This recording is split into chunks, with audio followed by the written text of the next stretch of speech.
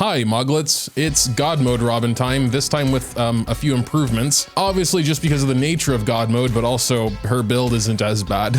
We are actually on our real account now and she's pretty much ready to go. I just want to walk you through her build and everything before we get started. So here she is. We got that level 80 of course. We do have her in her S1 signature light cone. I do want to talk more about this a little bit later because it does work a little bit weird. We got the God Mode traces, we got all the little ones, all the bonus abilities, we got her main kit up to 8 and her relics and stats as a whole I think are much better. We got the two-piece attack. I think you can swap one of these attack sets out with the speed set if you need it. For most of the pieces we kind of just took what we had honestly because Robin is pretty easy to build actually. She just needs attack and not even a lot of speed. So we got her head here. It only has 8.6% attack because the highest attack percent subset I have on head is 11.6. I don't know. Pretty similar story with hands. We got 8.2% attack there and some speed. Next up we got the attack body, basically just has 5 speed there. We also got some attack boots here with the pitiful 2 speed and some defensive substats, whatever. We're also going space sealing station, basically gives us 24% attack. We could try and make her a bit more of a damage dealer by giving her a physical damage bonus. Might be something we explore a little later, but for now we're rocking an attack sphere just to make her buff a bit better. And finally, I think we actually are going to stick with energy regeneration rate. I'm still a bit on the fence versus just more attack, but at the end of the day, she is at her best in Concerto mode. And while she can't take action in Concerto mode, she still can get hit. More energy regeneration rate means she'll get more energy for that hit. And our final stats for now, just a hair over 120 speed. Depending on the speed of the rest of your units, you might need a little bit more, but you will always at least need a minimum of 120 if you're going space sealing station like I am. Almost 4,400 attack, a lot more than our raising mode Robin. We also could get her up to E1 and we definitely will. I do kind of want to do a before and after though, just to kind of try and quantify a little bit what all type res pin 24% really does. But yeah, there she is. I think she's a pretty good Robin. I do still definitely feel like she is best suited to a follow-up team. So instead of Fushun, we'll probably try and use Aventurine instead, but I don't think we're going to go back in Golden Gears for now. Since we only get res penetration while she's in Concerto mode, we of course do have to wait until she's in Concerto mode, which is taking a lot longer into the battle than I hoped it would. The low speed really hurts in this case. There might be some way just to get a tiny bit more energy because she is so close after doing skill. Okay, hold on. This game is confusing. I was doing some different testing in the background here and I figured out Sprightly Vonwacq is actually good. I mean, I was initially just trying to figure out how to get a bit more energy so we can do her ultimate faster. So I gave her this, you know, we get 5% more energy regeneration.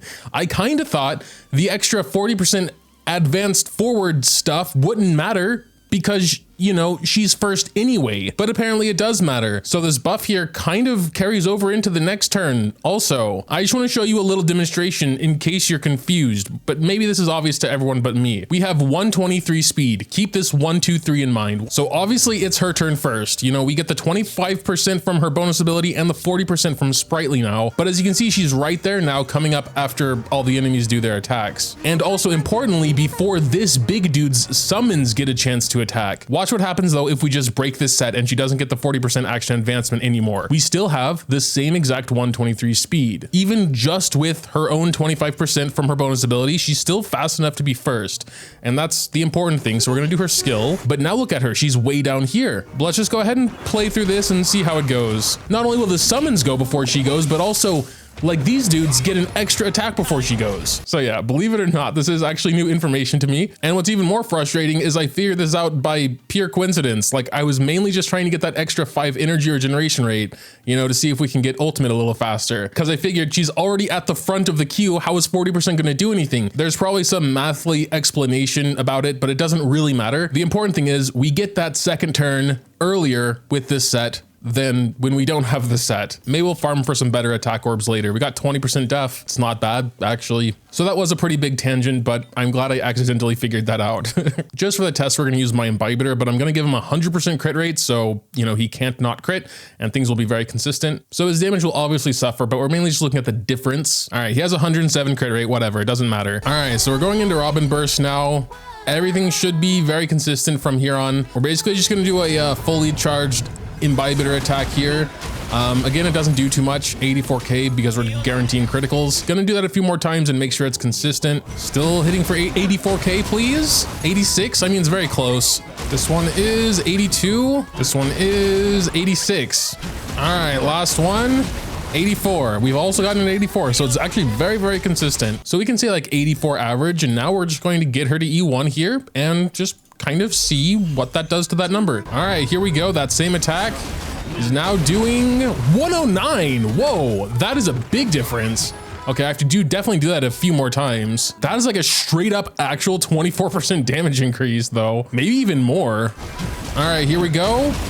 105. This one is 109 again. This one is 106. And this one is also a 109. 3 109s now. That seems to be the real number. There could be a little bit of RNG just baked into the game. I'm not sure about all the little nitty gritty details. We come out with 84.4k average damage at E0 and 107.6k for E1. That is actually a bigger difference than I was expecting. I was hoping we'd break the 6-digit mark, but we passed it by a bit. Plugging this into a percentage increase calculator, we actually get to 27.4% increase. That doesn't even seem possible because she only gives 24% res penetration. Of course, the numbers could be a little bit off because I rounded to the first 2 digits, like 84k instead of whatever the whole number was. Maybe it was 84.999, and you know, that can change things. The point is, it is a very strong buff. I mean, we all knew that res pin is incredibly strong. I have been thinking about team a lot more. I really do still think follow-up team is like kind of king for Robin. I would love to keep Ron May in there, but I don't think I can. I really feel like Topaz would also be good. For raising mode, we did mostly use this team. It was just Fushun instead of Aventurine, but I do think Aventurine with his follow-up attacks would also help more than Fushun. Since we already 3-starred it, we're not going to bother going through the whole thing, just this first half. All right, here we go. We're going to go and get a shield here. But yeah, we got to be a little careful with our skill points. All right, we actually can go ahead and go into Concerto mode. That was pretty fast, pretty early into the battle. And I am curious to see what attack buff we're getting now in God mode. Ooh, damn, 1163, up from 810 on raising mode. That is actually a lot of attack.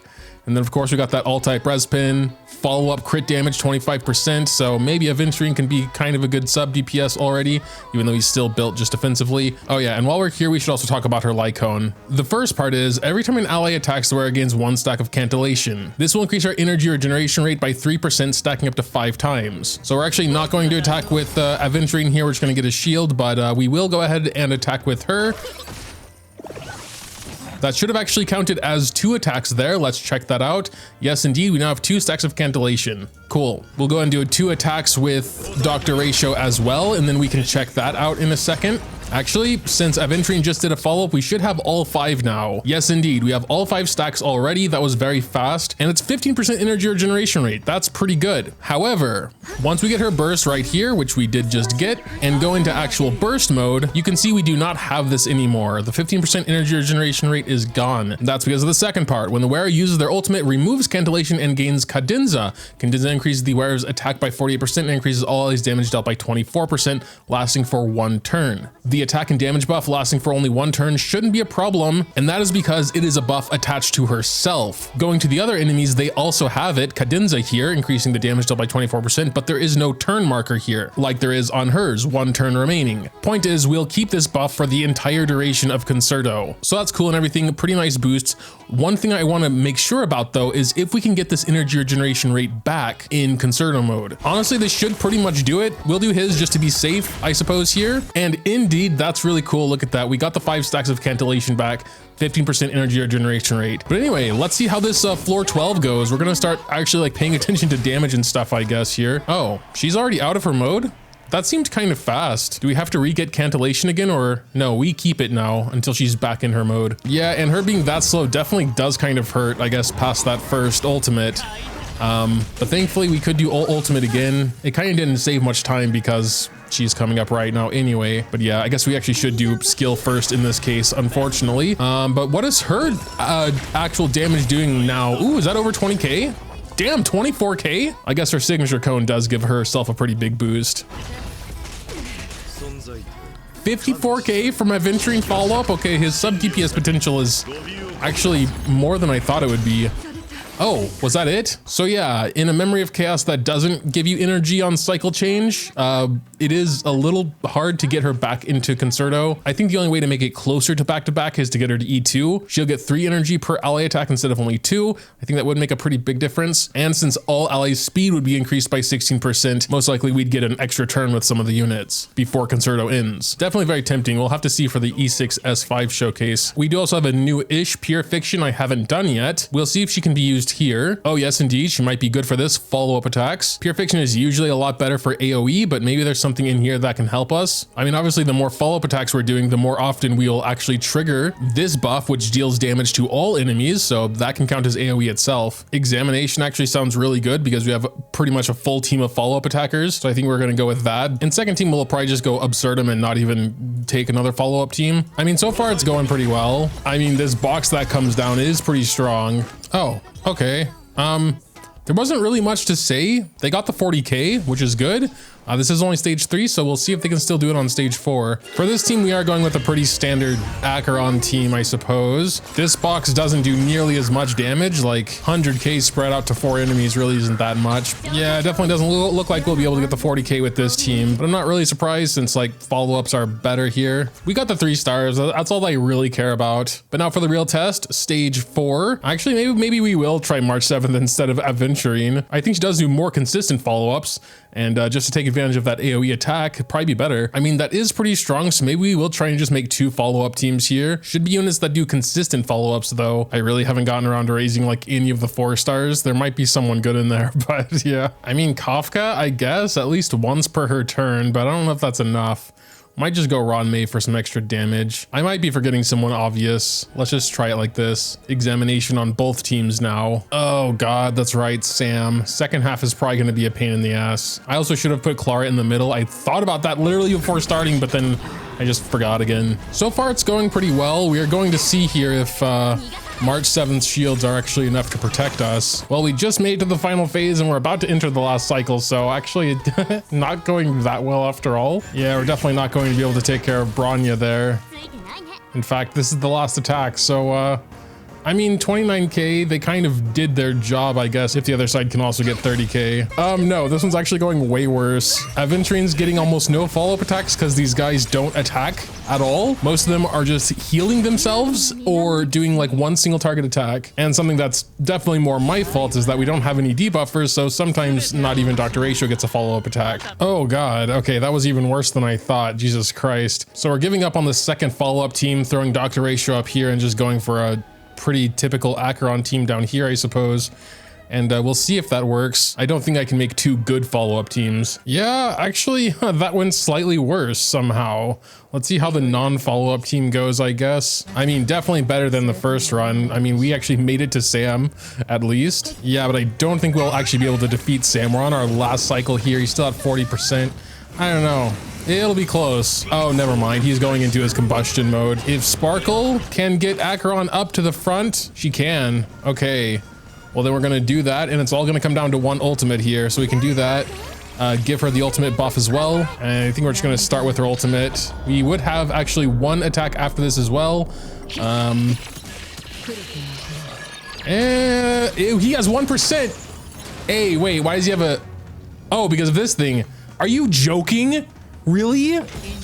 That's so dumb. Oh, we got it. Oh, we got it. The box fell. Okay. We got the 40k with the non-follow-up team. That's kind of embarrassing. Yeah, it's kind of tough. Like, this team is very single target and it's kind of slow even when we get the little box dropping to actually get through the waves. The box attack is just not strong enough to actually kill a minion from full HP, which is really unfortunate because you actually have to go around picking them off then. It's almost pointless. So as far as Pure Fiction is concerned, I really do think we would need at least 1 AoE in here. What about Acheron, but super extreme Hypercarry? I just want to see if we can get the 40k points. No shielders, no healers, no damage reducers, just pure damage. I guess Acheron was not really the right one to do the super hyper carry on because yeah, no debuffers, no second nihility, but whatever. I bet this will still be impressive. Yes, it's still very impressive at 1.1 million. Will we survive is the main question. Oh no, Acheron, wait. No, the shock. Why are they always targeting Acheron? Only Acheron. Oh my God, that's so stupid. 44 HP, you can do it, Acheron. Come on. Does she have shock? No, she has no debuff. Hey, no, but the hyper carry imbibiter. That's actually pretty bad. You need some full AoE. Oh yeah, and they're just gonna keep going for him anyway. And now he's dead. Hyper carry Argenti. This is definitely going the best out of all so far. I mean, we already made it to Bronya with like a cycle and a half left. It's just a question of if we're actually going to survive. No, wait. Oh my God, they're both targeting me. Oh. No, wait. Go after Robin. She's, oh, come on. Definitely got the closest with Argenti. I don't even know what I'm doing anymore. It's actually been so long since I even started Pure Fiction, like literally 3 hours. So I honestly kind of forgot if I tried like my best follow-up team. Did we actually try that with the examination? I mean, you would think follow-ups would be good here because it's like a follow-up Pure Fiction, but yeah. I mean, so far actually this is going way better than any of the others. Maybe it's because we're not dying. I mean, it was really, really close actually.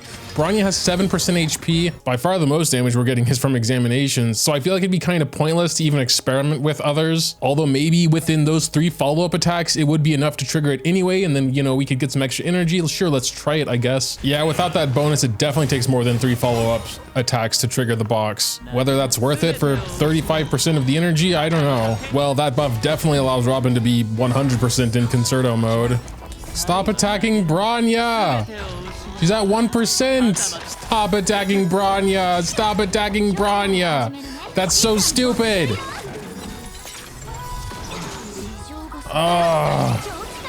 Wait. I think there is still a chance here.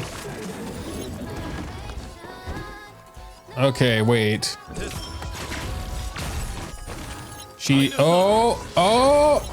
That's the 40,000.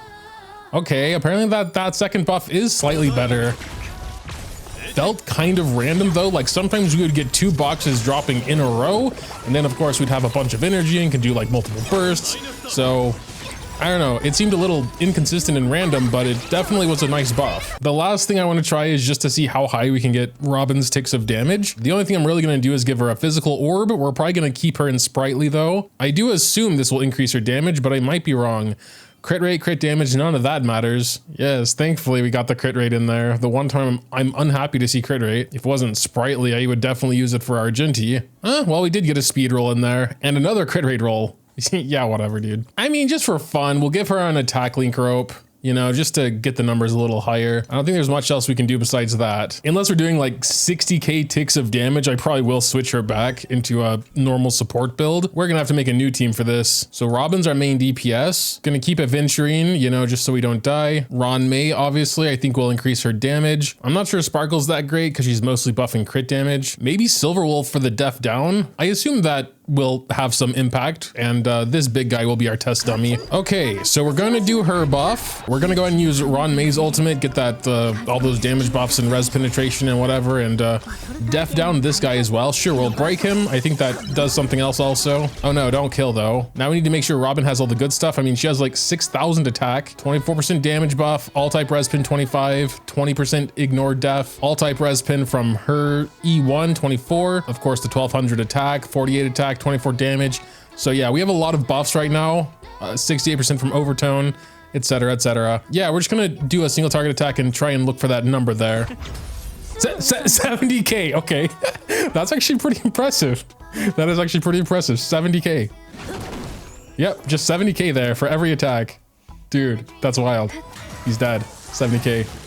7k for every attack everyone else does. That's more than I was expecting. Sub DPS Robin definitely exceeded my expectations though. I might experiment, maybe switch around a bit with the physical and the attack to balance out her sub DPS and actual attack buff she's giving. But yeah, that'll do it for the God mode Robin. My opinion is pretty much the same as raising mode.